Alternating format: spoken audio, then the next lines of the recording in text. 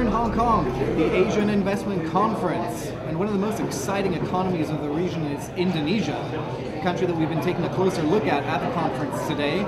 And joining me now is Dr. Mohammed Chatib Basri, who's Vice Chairman of the Economic Council of the President of Indonesia.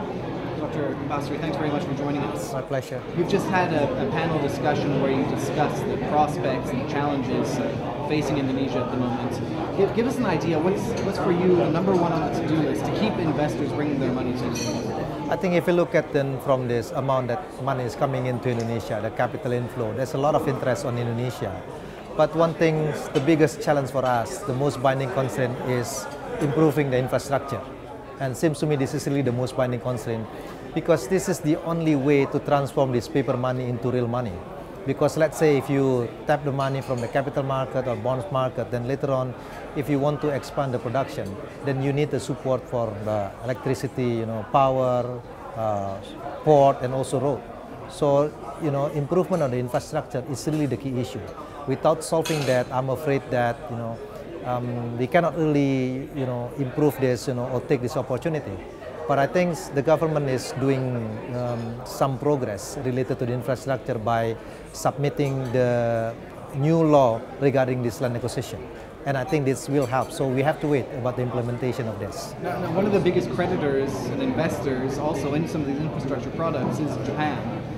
Perhaps you can give us a bit of a sense on what you feel the current crisis in Japan is going to mean to Indonesia.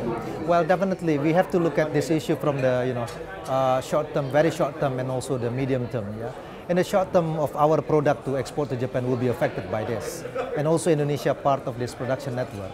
In addition to that, maybe there will be a repatriation of the money from outside Japan to Japan, with this, make this yen become appreciated. But on the medium term, I think for the reconstruction in Japan, they demand for this higher energy portion, especially because they have to diversify the energy from nuclear into this coal, into this petroleum, gas. It's really a potential for Indonesia, and I can imagine many companies in Indonesia related to energy sector will be benefited from that. So just in closing, currently inflation is running around 6.5%. Are you going to be able to maintain the stimulus of low interest rates? Well, I think talking historically, 6.5% is considered relatively moderate for Indonesia. But looking at this pressure come from the commodity prices, which maybe there will be a rising demand for salary and wages. It will affect the core inflation later on. I think Bank Indonesia should raise the interest rate, like it or not. I don't know how many basis points, but in order to cope with this, giving a good signal about maintaining curbing the inflation, then definitely Bank Indonesia cannot be behind the curve because of that. Dr. Basri, thanks very much for joining us. Pleasure. Good luck with the rest of the conference. Dr. Basri, from the Economic Council, the President of Indonesia.